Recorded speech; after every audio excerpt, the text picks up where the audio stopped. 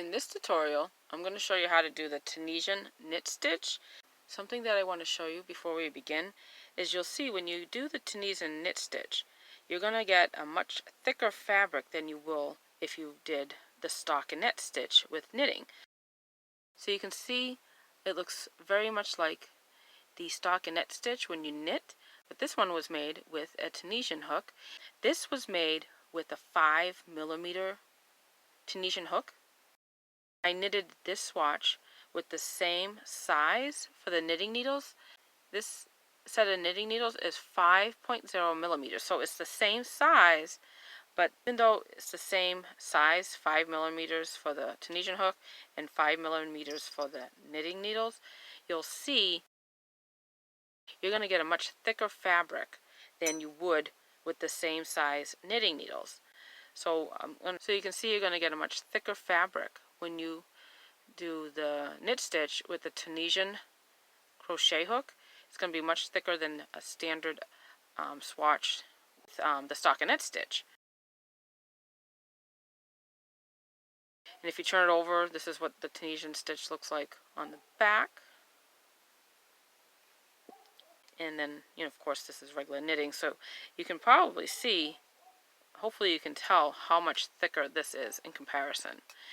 I just wanted to show you that because I wanted you to be able to see that it is going to be much thicker. So you want to keep that in mind when you're making something, that it's not going to be as thin as regular knitting or when you do the stockinette stitch. So that's something that I just wanted to go over because you can really tell how much thicker this is. So this is a really nice fabric for something that if you really want something very warm, a very thick blanket or a really warm hat. But it's not going to really be the same in comparison. So you can really kind of see the difference in the thickness. So I just wanted to kind of show you that. And in today's tutorial, where I'm going to show you how to do the Tunisian knit stitch, I'm going to use an 8mm Tunisian crochet hook. And when you look at the Tunisian crochet hook, you can see on one end you have a hook just like you would on a regular crochet hook. And on the other end you have a stopper just like you would have on a knitting needle. So it really does look like a cross between a crochet hook and a knitting needle. So I'm going to go ahead and show you how to do the Tunisian knit stitch. I am going to start with a slip knot. And for this example, I'm going to chain 8 chains.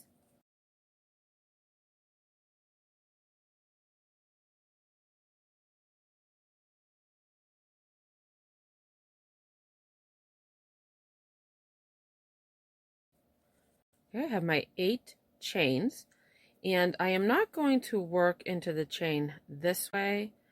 I am going to turn the chain over.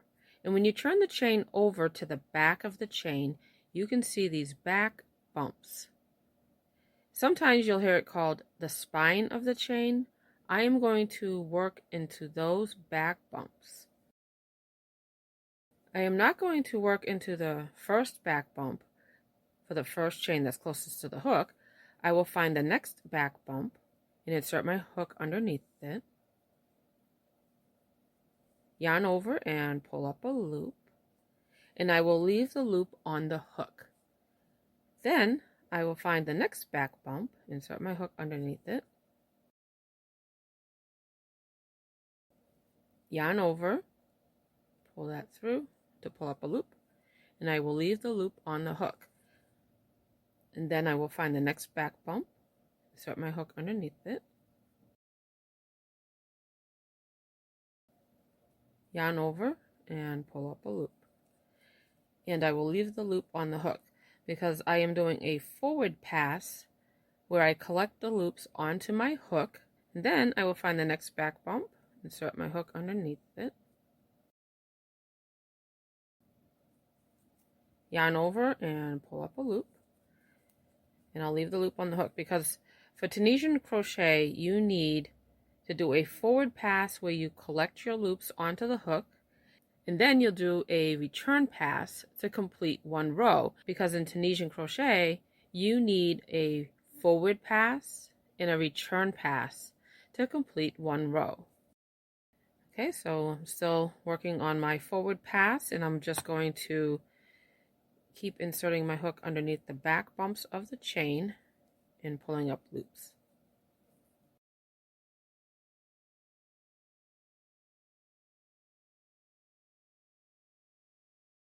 And then I have just one more chain here, so I'll insert my hook underneath the back bump of the chain, yarn over, and pull up a loop.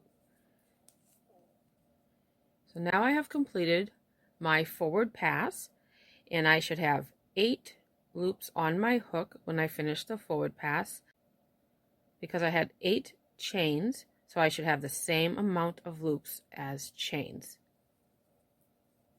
Okay, so now that I have completed the forward pass, I am ready to begin my return pass. To begin the return pass, I will yarn over and pull through just one loop to begin the return pass.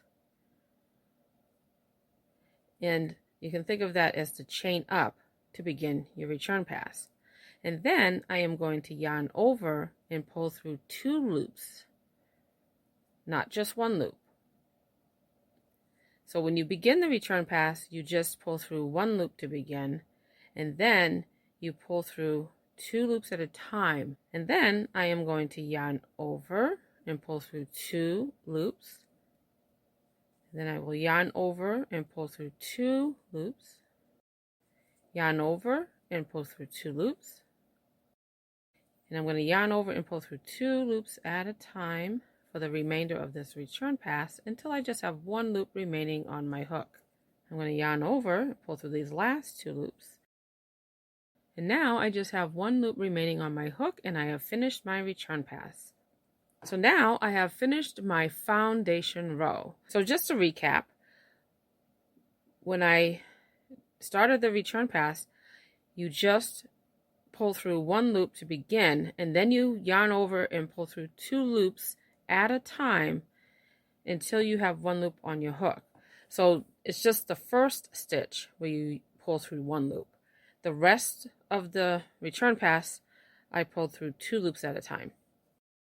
And now I have my foundation row established, and many of the Tunisian crochet stitches will start off with the same exact foundation row. So this first forward pass and return pass will be the same for many Tunisian crochet stitches. Now there are some stitches that will have a different foundation row, but you will find that a lot of Tunisian crochet stitches will have the same foundation row. And you may have seen my other crochet tutorial where I show you how to do the Tunisian simple stitch. And if you did see that, you'll see that everything I've done so far is exactly the same way I started the Tunisian simple stitch, because the foundation row is the same for the Tunisian simple stitch and the knit stitch. But now, this next row, I am going to start the knit stitch, and that's where it's going to be different than when I did the Tunisian simple stitch. I'm going to take the hook out so I can show you these stitches a little bit closer. So I'm going to go ahead and pull up a loop so it doesn't unravel. I'll take the hook out, and I'm going to show you this up close. So if you look here at the stitches, you can see these vertical bars right here. When you do the Tunisian simple stitch, you insert the hook underneath the vertical bar this way, and then you work the Tunisian simple stitch. For the Tunisian knit stitch, it is worked differently. You do not insert your hook just underneath the front vertical bar like this. What you do is, if you look at the stitches, you can see there's the front vertical bar. Here's the next front vertical bar. So if you look, that front vertical bar goes through, here's like a horizontal bar right here. So the vertical bar, the front vertical bar goes through that top horizontal bar and then through the back. So you have a back vertical bar. So if you look at the back of the work, here are the back vertical bars. So if you look at it, you can see, here's the front of the work again. Here's the front vertical bars. If you look and just turn the work a little bit, you can see the front vertical bar, and there's a back vertical bar behind it. You see how there's a front vertical bar, and then there's the back vertical bar. So if you just open that space up between, so just split it open between the front vertical bar and the back vertical bar. That is where you insert your hook to do the Tunisian knit stitch. So it goes in between that front vertical bar and that back vertical bar. So if you turn it over to the back, you can see that it is in between the back vertical bar and the front vertical bar. That is where you insert your hook to do the Tunisian knit stitch.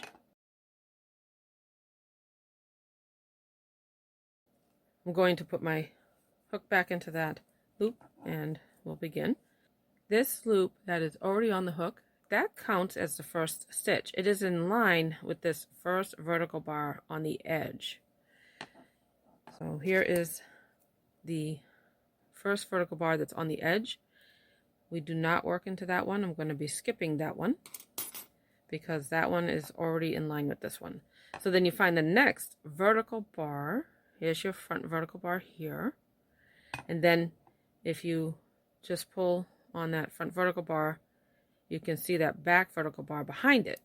So if you just split that open a little bit, you can see that your hook, if I turn it, your hook is going into that space between the front and back vertical bar. You go from the front to the back, and then you see there's the back vertical bar, there's the front one. Then yarn over, pull up a loop, and leave the loop on the hook. Now you see when I pull up the loop, I want to make sure that I stretch it up a little bit. I don't want to just leave it there after I pull it through. So you want to just stretch it up. So you just want to pull it up to the same height as the first loop. And then you want to find your next stitch. So then here's the next vertical bar. So if you look, there's your back vertical bar behind it. So if you turn the work, then you should really be able to see that back vertical bar. So just turn it a little bit to the side, and then you can see. So here's the front vertical bar, there's your back vertical bar. If you just pull those apart, then you can see that space where you need to insert your hook in between the vertical bars. And then yarn over and pull up a loop. And then stretch the loop up to the same height as the previous loop. The knit stitch does have a tendency to curl, so you definitely want to make sure that you work with a loose tension. But you do want to make sure that you pull up the loops to the same height, so that way they are consistent. So even though you want to work with a loose tension, you want to make sure that your loops are consistent as well. So then you find the next vertical bar, and then you can see right behind it, if you turn it, there's your back vertical bar. So the goal is to insert the hook in between the front vertical bar and that back vertical bar. So insert the hook into that space between the vertical bars to do your knit stitch, yarn over and pull up a loop. And then I'm going to stretch the loop up to the same height as the other loops. And then I will find my next vertical bar. If I turn it, I can see that back vertical bar. So you just want to make sure that you insert your hook into the space between the two vertical bars. Now I do want to show you something here. If you can see, here's your front vertical bar and your back vertical bar, but you can also see that there is this space that's before and after the vertical bars. I am not inserting the hook into that space before the vertical bars. That is a different stitch. If you were to insert your hook into the space before this vertical bar, before this front and back vertical bar, if you insert your hook into the space before it, that's actually a Tunisian full stitch, which I'll show you in a different tutorial. So you do want to make sure that you're not inserting your hook just in that space before the vertical bars. You want to make sure that you find that back vertical bar behind the front vertical bar, and that you insert your hook in between the vertical bars to do the knit stitch. Okay, and then yarn over and pull up a loop. I'm going to stretch that loop up to the same height as the other loops on my hook. So I am doing my forward pass where I collect my loops for the knit stitch. Now I want to find my next vertical bar.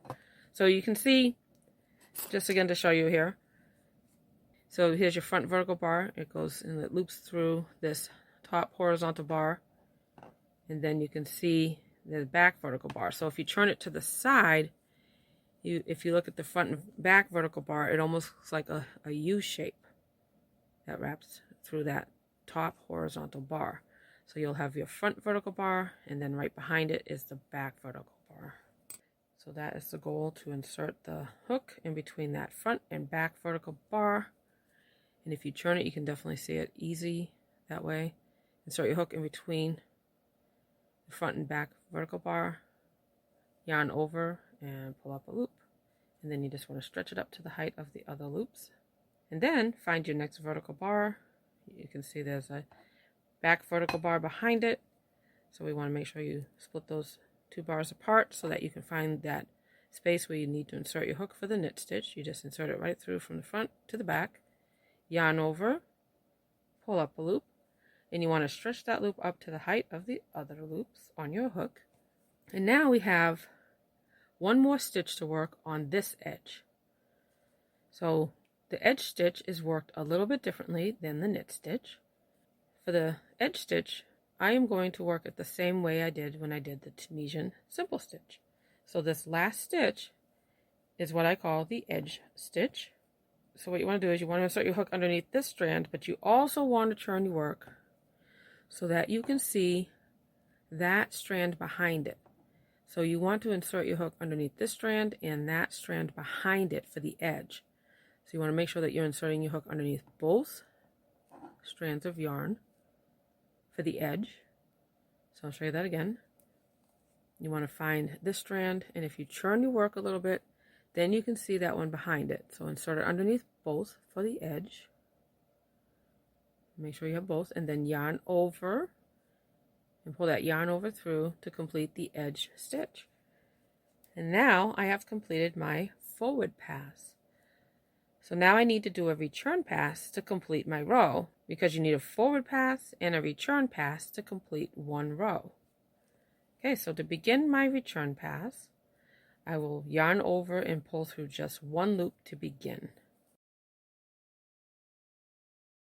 Now I am going to yarn over and pull through two loops this time, not just one. And then yarn over and pull through two loops. And then I will yarn over and pull through two loops at a time for the remainder of the return pass until I have one loop remaining on my hook. Yarn over, pull through two, yarn over, pull through two loops, yarn over, pull through two loops, yarn over, pull through the last two loops, and now I just have one loop remaining on my hook, so I have finished my return pass. So I have completed my row of knit stitches. Okay, so now I'll do another row of knit stitches. So remember, this loop that's on the hook, that counts as a stitch, and that is the first stitch that's in line with the stitch here, this vertical bar at the edge. We don't work into that one. You find the next vertical bar, and if you churn your work, you can see there's your front vertical bar and the back vertical bar behind it. You want to insert your hook in between the two vertical bars, the front vertical bar and the back vertical bar for the knit stitch. So I'm going to insert my hook in between the vertical bars from the front all the way to the back. So there's your back vertical bar there and your front one. Then yarn over and pull up a loop, and I'm going to stretch the loop up to match the height of that loop there, because with the knit stitch you definitely want to work with a looser tension, because with the knit stitch it will have a tendency to curl, and that is completely normal. With Tunisian crochet, a lot of the stitches will curl, and you can always add a nice edging around your Tunisian crochet, which helps with the curl. And of course, blocking your project will definitely be one of those things you definitely want to do with Tunisian crochet. And of course, you can always block your project, and that will help with the curl and give you a nice finished project when you're done. Okay, so now you want to find your next vertical bar here. Then you can see there's a vertical bar behind it. So if you churn your work, you can definitely find them easy that way. So you can see there's your two vertical bars. You want to split those apart so you can insert your hook in between the vertical bars, yarn over and pull up a loop. And then you don't want to just leave it like that. You want to stretch it up to complete your stitch to match the height of the other loops on your hook. So right now I'm working from right to left, doing a forward pass. The forward pass is where I collect my loops onto the hook. Then you find your next vertical bar, and then you can see the vertical bar behind it. I'm going to insert my hook in between the vertical bars for the knit stitch, yarn over and pull up a loop, and then I'm going to stretch that loop up to match the height of the other loops on my hook. Find my next vertical bar, and then I can see my vertical bar behind it, because I want to make sure that I'm inserting my hook between the vertical bars, because if you insert your hook before the vertical bars in that space or after the vertical bars in that space, that's actually not between the vertical bars. That's in between the sets of vertical bars, and then you end up with a different Tunisian stitch. That would actually be the Tunisian full stitch, which is a very nice stitch as well. But this is how you do the knit stitch, where you insert your hook between the front and back vertical bars, where you insert your hook in between the front and back vertical bar. That's how you do the knit stitch. Yarn over and pull up a loop, and then stretch that loop up to match the height of the other loops on your hook. And then find your next vertical bar, and then there's a vertical bar behind it. Insert your hook in between the vertical bars, yarn over and pull up a loop. Then I find my next vertical bar. There's a vertical bar behind it, so I'm going to insert my hook in between the vertical bars, yarn over and pull up a loop, stretch the loop up to match the height of the other loops on my hook. And now I have one more stitch to work, and it is the edge stitch. So to work the edge stitch, I am going to insert my hook underneath this strand of yarn and then turn it a little bit so I can get that one right behind it, because you want to make sure that you insert your hook underneath both strands for the edge, and then yarn over, pull up a loop to complete the edge stitch. So now I have finished my forward pass. So now that I have completed my forward pass, I need to do a return pass to complete my row, because with the Tunisian crochet you need a forward pass and a return pass to complete each row. The forward pass is when you work from right to left, collecting your loops, and then the return pass is where you work the loops off the hook to complete your stitch. So now I'm going to yarn over. To begin my return pass, I'm going to pull through just one loop to begin. Okay, so now I'm ready to do my return pass. To begin the return pass, I am going to yarn over and pull through just one loop to begin the return pass. And you can think of that as your chain up to begin the return pass. That's why you just want to pull through one loop to begin. And then yarn over and pull through two loops this time, not just one loop. And then yarn over, pull through two loops, and I will yarn over and pull through two loops, yarn over and pull through two loops at a time for the remainder of the return pass until you just have one loop on your hook. I'm going to yarn over, pull through two, and then yarn over, pull through these last two loops, and now I have one loop remaining on my hook. So I have finished my return pass. Okay, I'm going to work another row so you can really see how the knit stitch will look. So remember, this loop that is on the hook counts as my first stitch. It's in line with this vertical bar that's on the edge stitch here. So this first loop, that counts as my first stitch. It's in line with this first vertical bar that's on the edge. I will find my next front vertical bar, and then you can see the vertical bar behind it. I insert my hook in between those vertical bars to do my knit stitch, and then pull up the loop to match the height of the loop that's already on the hook. And I will continue working my knit stitches for my forward pass, collecting my loops onto the hook.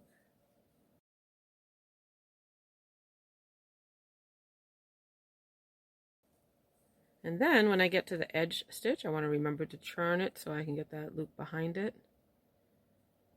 Because for the edge stitch, I want to make sure I'm inserting underneath both. Then yarn over, pull that through to complete the edge stitch. And the reason why you want to work underneath both strands on the side, if you can see, when I started working the foundation row, when I had my chain, I worked in the back bumps of the chain. You can see by doing that, you have these nice V stitches along the bottom edge. And then if you turn it to the edge here on the side, you can see you have those same V stitches. And then by working underneath both strands on the edge, you end up with these nice V stitches on the edge. And then when you cast off your stitches, when you're done, you'll end up with these nice V stitches along the top. So all four sides will have the same edging. And it will make a nice edging all the way around because it will be consistent and they'll all look the same. And then it makes it easier to work into if you want to connect, make a bunch of different squares and connect them together. If they all have the same edge, it makes it much easier to sew them together, and it just makes a nicer finished edge. So now I have finished my forward pass. In order to complete my row, I need to do my return pass. So to begin my return pass, I'll yarn over and pull through just one loop to begin the return pass. And then yarn over and pull through 2 loops at a time for the remainder of the return pass until I have just 1 loop remaining.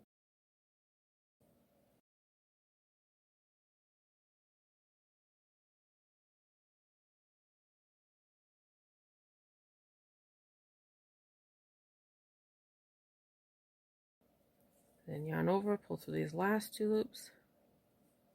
Now I just have 1 loop remaining on my hook and I have finished my return pass. And that is how you do the Tunisian knit stitch. I'm going to work up a swatch with a thinner yarn real quick so you can compare it. So I'll do the same amount of chains. Now this one here, this is a 4-ply worsted weight acrylic yarn. It's a Red Heart Super Saver yarn.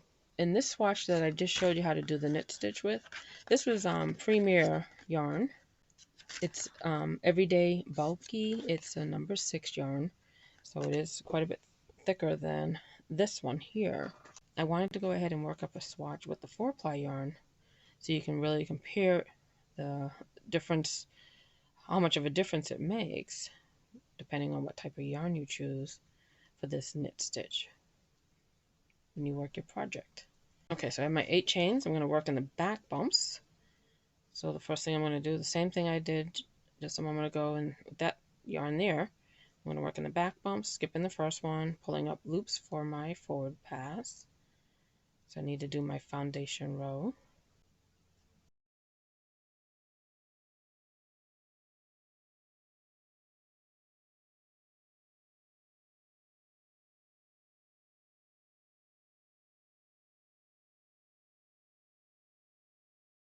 Here's the swatch I did with the 4-ply worsted weight acrylic yarn, and here's the one I did with the bulky weight number 6 yarn.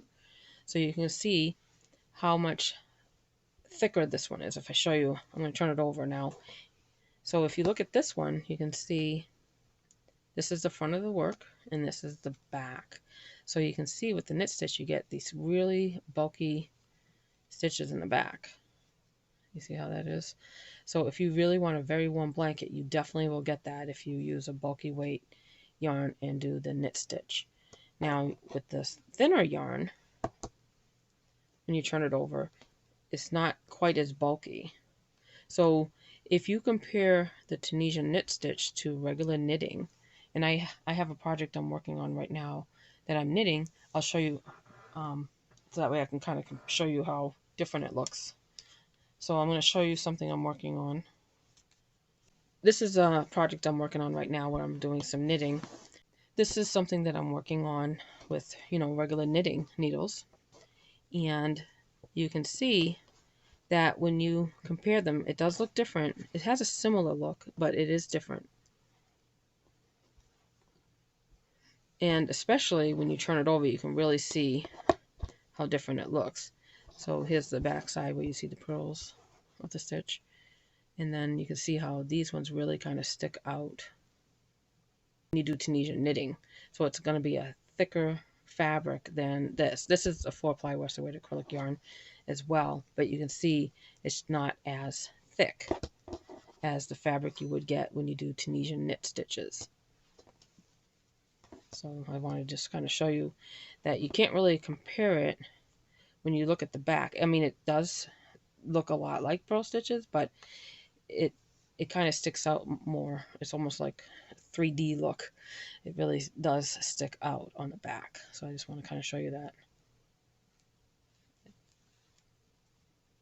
So that's something to keep in mind when you work on a project with the knit stitches and Tunisian crochet. And then I'll show you two fingerless gloves that I made.